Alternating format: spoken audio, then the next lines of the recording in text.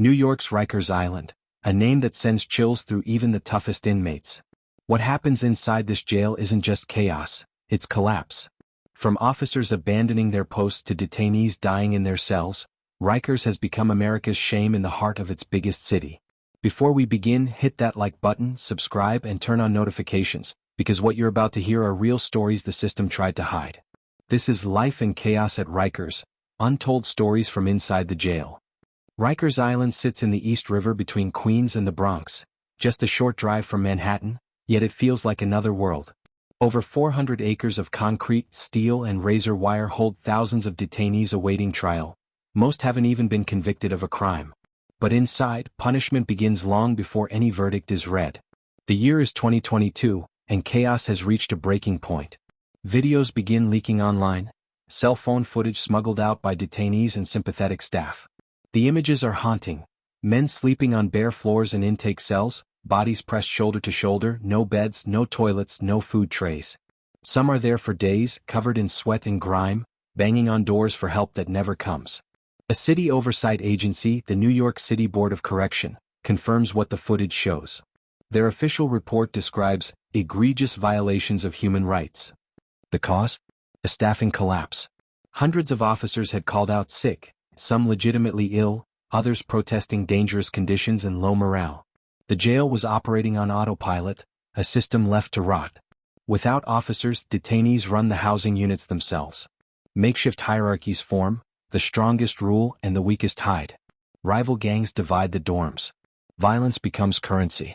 Inmates talk about the bullpen shuffle, being moved from one overcrowded cell to another without medical checks, water, or sleep.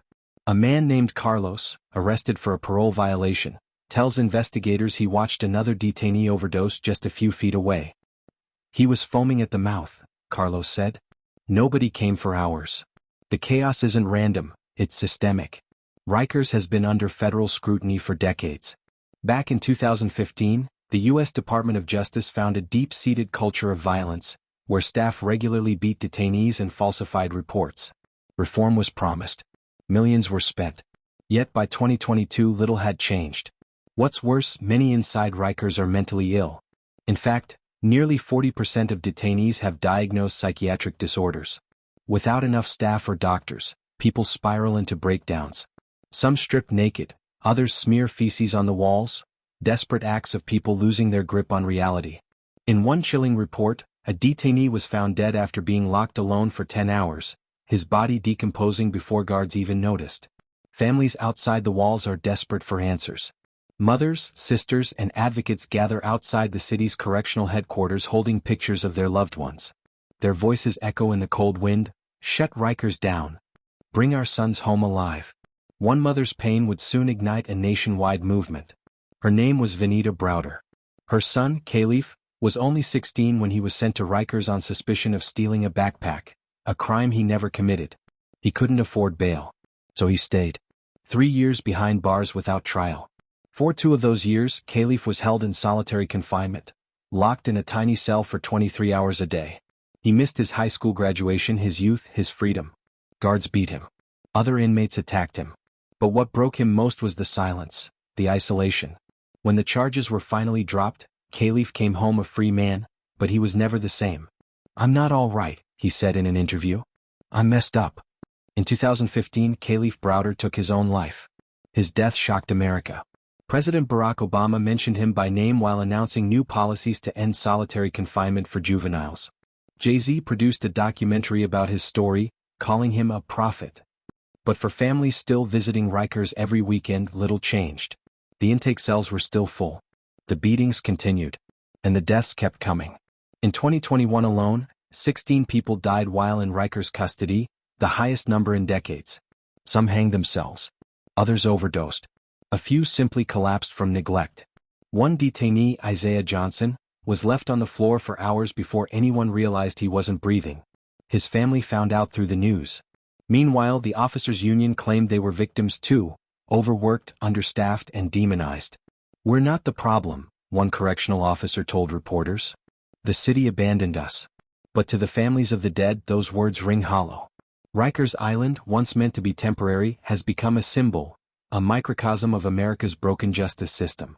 And inside those crumbling walls, the fight for survival is far from over. It began like a whisper. "COs ain't coming back today," someone said. At first no one believed it, rumors ran through Rikers like smoke. But by late afternoon it was clear, whole housing units were unguarded. For hours, and then, in some cases, for days.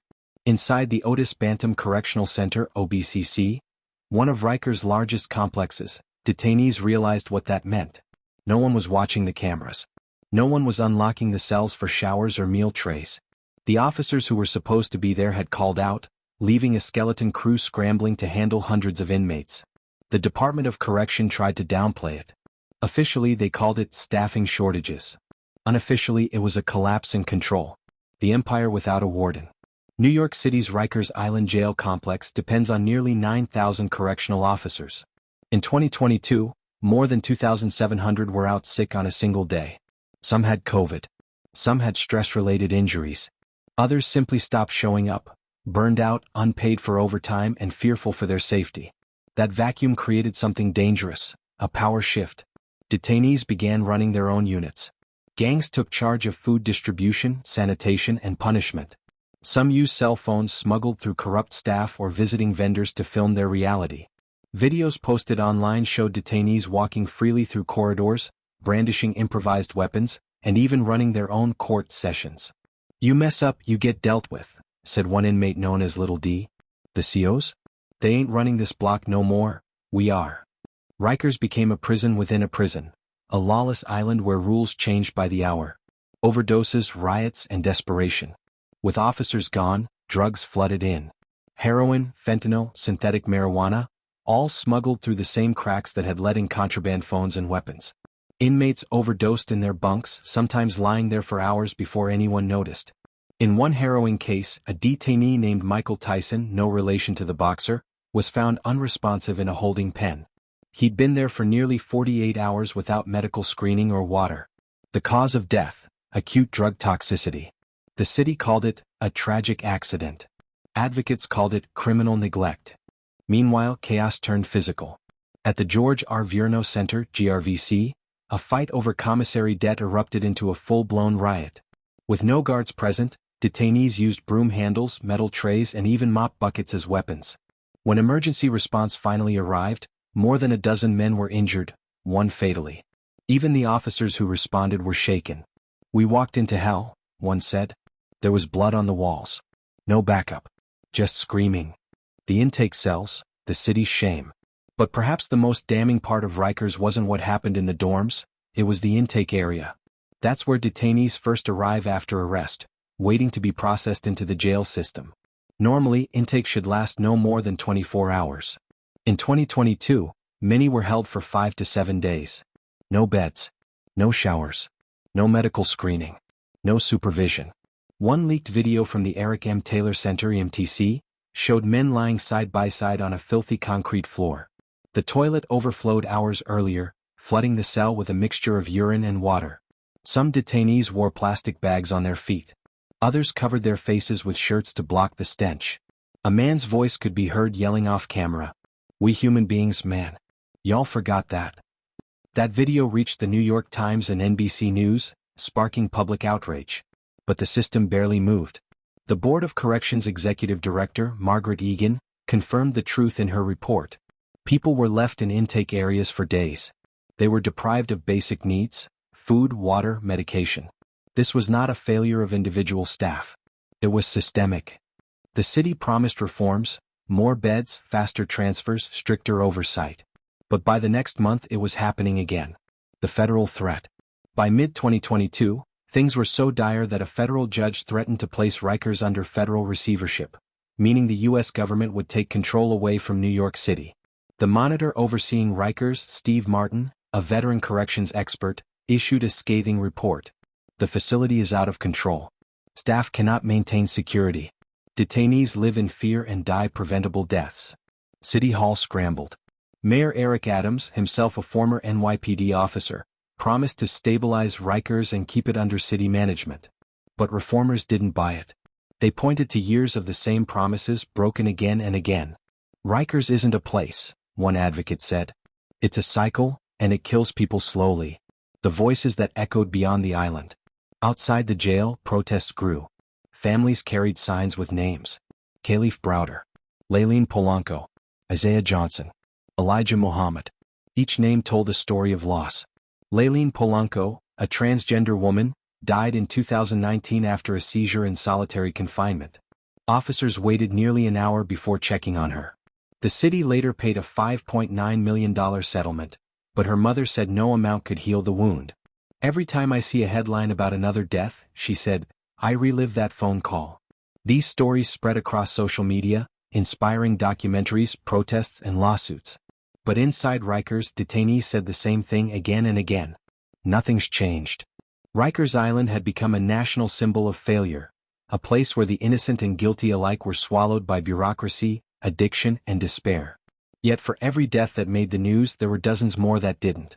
In the next chapter, The Forgotten and the Famous, we'll dive into the personal stories that defined the Rikers crisis, from the tragic death of Kalief Browder to the political pressure that could finally decide the jail's fate. Rikers Island has always been a revolving door of human suffering, but some names break through the noise. They echo beyond the concrete walls and reach living rooms, courtrooms, and even the Oval Office. These are the stories that forced America to look at the island not as a jail, but as a mirror. Because when the city locks away its most vulnerable, it's not just a failure of justice, it's a failure of humanity. The boy who broke the silence, Kalief Browder. In May 2010, Kalief Browder was only 16. A quiet Bronx teenager who loved computers, family dinners, and had dreams of getting his GED. One night, he and a friend were walking home from a party when police stopped them, accusing them of stealing a backpack. No physical evidence. No witness. Just an accusation. He was arrested, charged with robbery and given bail, $3,000. His mother, a home health aide, couldn't afford it. So Kalief was sent to Rikers Island. He would remain there for 1,110 days, without trial. 2 of those years were spent in solitary confinement, alone in a 6 by 8 foot cell, 23 hours a day. The walls closed in. He missed birthdays, holidays, and the funerals of friends. When guards came, they beat him. When other detainees approached, they jumped him. There was no escape, only the sound of his own breathing. Footage later surfaced of officers slamming him to the ground, dragging him across the floor like a rag doll. He was just a kid. Kalief refused plea deals. "I didn't do it," he told the judge. "I just want my trial." But the system moved slower than his spirit. The case was dismissed, not because he was proven innocent, but because the prosecution lost contact with the witness. Kalief walked free in 2013. But freedom didn't mean peace. He told The New Yorker, "I can't shake those walls out of my head." 2 years later, in June 2015, his mother found him hanging by a cord from an air conditioner in their home. He was 22. His story broke the nation's heart. President Barack Obama wrote, "Solitary confinement is an affront to our common humanity." Jay-Z called Kalief a modern-day prophet. Netflix aired Time, the Kalief Browder story, reigniting outrage against the system. But while America mourned him, others were still trapped inside, living their own untelevised nightmares. The transgender woman left to die, Layleen Polanco. June 7, 2019. Layleen Stravaganza Polanco, a 27-year-old Afro-Latina transgender woman, was serving a brief sentence at Rikers for misdemeanor charges related to sex work. Layleen suffered from epilepsy. Her doctors warned she should never be left unsupervised during seizures. Yet Rikers staff placed her in solitary confinement, allegedly for a fight she didn't start. For 47 minutes, guards failed to check on her, despite hearing her collapse. When they finally opened her cell, she was dead. The Department of Investigation later revealed that officers falsified logs to cover up their absence. One guard even joked moments before finding her, "We're going to go check on our girl who's sleeping." The city paid her family nearly $6 million in a settlement, one of the largest in Rikers history. But for advocates, that wasn't justice. "She was punished for surviving," said one activist during a vigil. "They put her in a box and forgot she was human." Layleen's death became a rallying cry for LGBTQ+ rights groups and reform advocates demanding the end of solitary confinement, a practice the United Nations classifies as torture when prolonged. The system's silent victims. For every Kalief or Layleen, there are hundreds of nameless detainees. Men who vanish into paperwork and reappear as body counts. In 2022 alone, 19 detainees died, the highest toll in nearly a decade. Among them was Elijah Muhammad, who suffered from schizophrenia. He was found unresponsive in a shower stall, unsupervised for hours. Another, Antonio Bradley, took his own life just 3 days after arriving at Rikers. His family said he begged for psychiatric help but was ignored. Public defenders described Rikers as a warehouse for the poor and the mentally ill. In fact, roughly half of the people detained there are battling mental illness. Yet the jail has fewer than 25 psychiatrists on duty at any given time. The guards aren't trained to deal with mental health, said one former officer anonymously. They're trained to keep people quiet. Sometimes that means beating them. Sometimes that means ignoring them. One detainee, Reggie, told investigators, "If you talk too much about suicide, they put you in a cage naked. Call it observation. They don't give therapy. They give punishment." The political pressure cooker. The deaths drew national headlines. Civil rights leaders, lawmakers, and activists flooded City Hall with demands. The pressure mounted. In 2017, New York City's then Mayor Bill de Blasio announced a sweeping plan. "We will close Rikers Island for good." The plan was supposed to take 10 years, replacing Rikers with smaller, borough-based jails closer to courthouses. But by 2022, under Mayor Eric Adams, the project was behind schedule, and critics feared it would never happen. Adams argued that Rikers couldn't close yet because the city has nowhere else to put detainees. Reformers accused him of stalling. Meanwhile, inside the island's crumbling walls, the death toll rose. The Federal Monitor's reports became more scathing, and activists took to the streets chanting, "If we don't shut it down, it'll keep killing people." The island that haunts America. Rikers isn't just a jail, it's an idea. A warning. A reflection of what happens when justice becomes routine and compassion becomes rare. One former detainee described it perfectly. Rikers doesn't break you in a day. It breaks you slowly like water dripping on stone. Each cell holds a story. Each story carries a wound. Families visit every weekend bringing food, letters, and hope, but they leave with fear. Fear that the next call might be the last. Even now, despite promises of reform, lawsuits, and protests, Rikers remains open. Its future is uncertain. Its past unforgettable. There's a saying among city workers in New York. Everyone knows Rikers is broken. Nobody wants to own the problem. That single sentence explains how one of the richest cities in the world let its jail system descend into humanitarian disaster, a crisis decades in the making. From ambition to abandonment, Rikers Island was never meant to be a permanent solution. When it opened in 1932, it was a symbol of modern corrections, a fresh start from the overcrowded, crumbling city jails of the early 20th century. Built on landfill and surrounded by water, it was designed to be secure and self-contained. The idea was simple: isolate the city's most problematic detainees from the public, reform them, and return them better. But as decades passed, Rikers grew, and the city's commitment shrank. By the 1970s, overcrowding was already chronic. Thousands of detainees, mostly poor Black and Latino men, filled dorms built for half their number. The drug wars of the 1980s made things worse. Arrests skyrocketed. Budgets didn't. The result? Cells packed wall to wall, fights breaking out daily, and untrained officers left to manage chaos with minimal support. Inmates called Rikers the Rock, not for its toughness but because people said, "Once you land there, you sink." The culture of brutality. By the 1990s, brutality wasn't an exception, it was culture. Reports surfaced of guards forming the program, an internal code that allowed officers to beat detainees for breaking rules, then falsify incident reports to cover it up. In 2014, the U.S. Department of Justice investigated and confirmed what everyone already knew. A deep-seated culture of violence pervades Rikers Island. They found teenage detainees being pepper-sprayed, punched, and slammed against walls for minor infractions like talking back. Officers joked about tuning them up.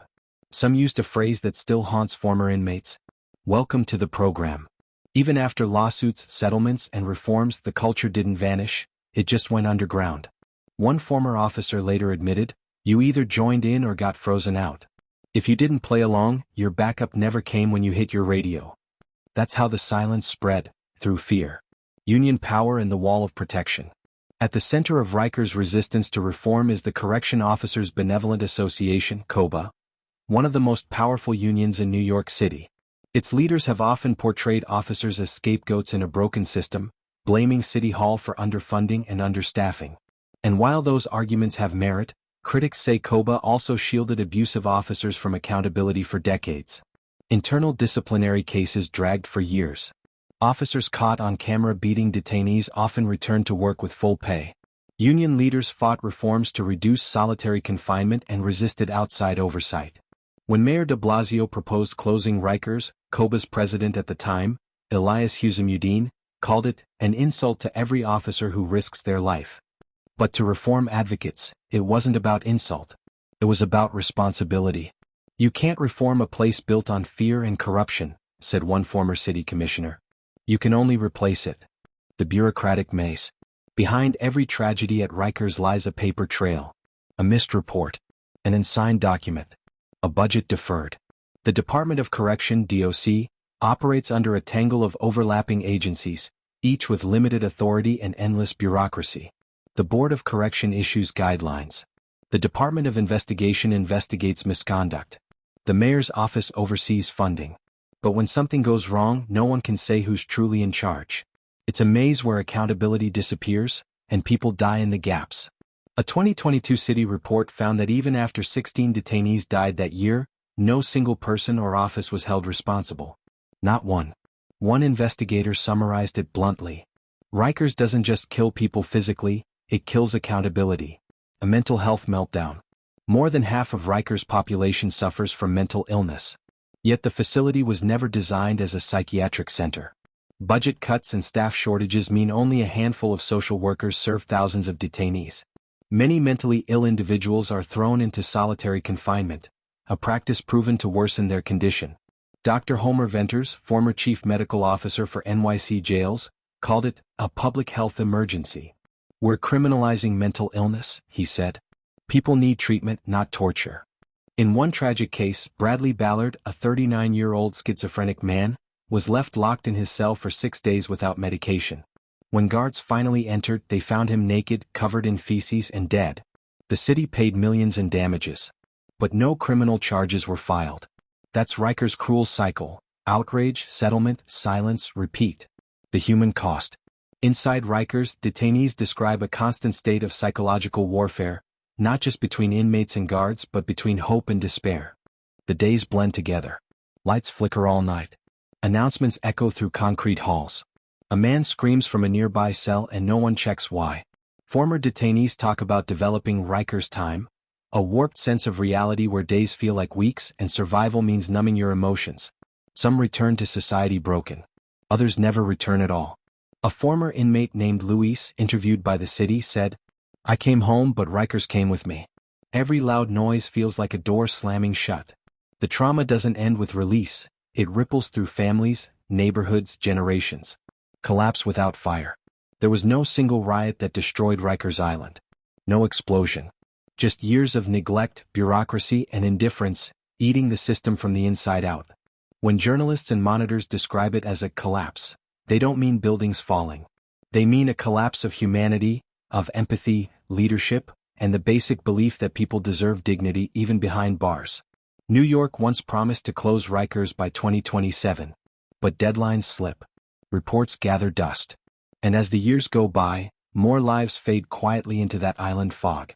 By 2023, the cry to close Rikers now had become a full-blown movement. Protesters filled the steps of City Hall holding banners that read, "No more deaths on the island," and "Justice delayed is justice denied."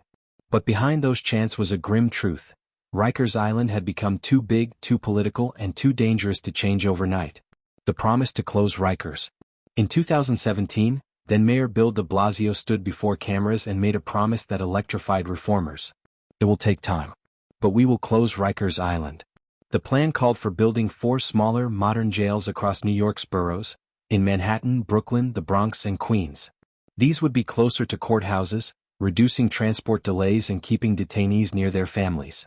The goal, to end the island's era of violence and neglect by 2027. But even as the ink dried, resistance began. Local communities fought the borough-based jails. "Not in my neighborhood," they said. Correctional officers and their union vowed to block closures, warning of job losses and rising crime. And when Eric Adams became mayor in 2022, he publicly questioned whether closing Rikers was realistic. That was the turning point. Reform met politics. Inside the political tug-of-war, Mayor Adams argued that the city's crime spike after the pandemic made it too risky to shut down Rikers. He blamed bail reform laws for sending more repeat offenders back to the streets and said smaller jails couldn't handle the volume of detainees. Reformers called his stance cowardice. Rikers isn't about space, said public advocate Jermaine Williams. It's about humanity. People are dying not because there's nowhere to put them, but because the city refuses to protect them. The city council, caught in the middle, faced pressure from both sides. Activists demanding closure and police unions warning of chaos if it happened too soon. The debate turned the island into a political chessboard, and every move cost lives. The federal takeover threat. By late 2023, the federal monitor overseeing Rikers, Steve Martin, issued a damning report that sounded like an ultimatum. The Department of Correction is incapable of managing Rikers Island safely. The city has lost control. A federal judge warned that if New York City didn't act fast, the court could appoint a federal receiver, stripping the city of authority and placing Rikers under direct federal management. For some, that sounded like salvation.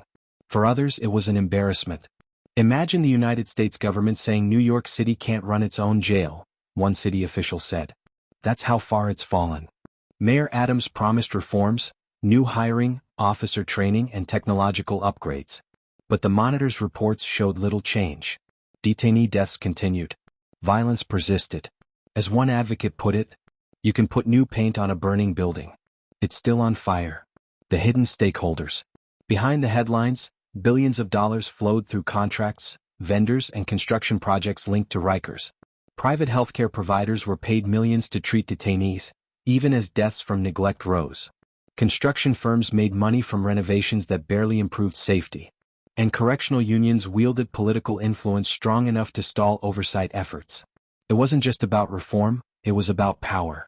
Every attempt to fix Rikers threatened to expose decades of corruption, waste, and greed. Closing it wasn't simply about moving detainees, it meant dismantling an empire. The human pushback. While politicians debated, families kept marching. Mothers like Vanita Browder, Kalief's mother before her death, had laid the groundwork for national awareness. After her passing, new activists took her place. Sons, daughters, and siblings of the fallen. Every vigil outside the island's gates carried the same message. You can't reform torture. You end it. One former detainee turned advocate said it best at a rally. We built a monument to misery on that island. The only moral thing to do is tear it down. And yet, as of today, Rikers still stands, aging, overcrowded, and haunted by its own history. The uncertain future. The official close date, August 31, 2027, looms closer. But experts doubt it will happen on time. Court monitors continue to report chaos. Deaths, though slightly fewer, still occur. And as political winds shift, the urgency fades in City Hall. Still, the fight continues. Journalists, lawyers, and families refuse to let the public forget. Because to forget Rikers would be to erase thousands of lives that were stolen, scarred, or silenced there. Rikers Island is more than a place. It's a wound, one that shows how easily justice can rot when left unattended. For decades, politicians promised change. Commissions were formed. Reports were written. Money was spent. But inside those walls, men and women still wake up every day in fear, hunger, and pain. They are not just criminals. They are people. Many unconvicted, many sick, many forgotten. And if the story of Rikers teaches us anything, it's that a city's greatness isn't measured by its skyline. It's measured by how it treats the people it locks away.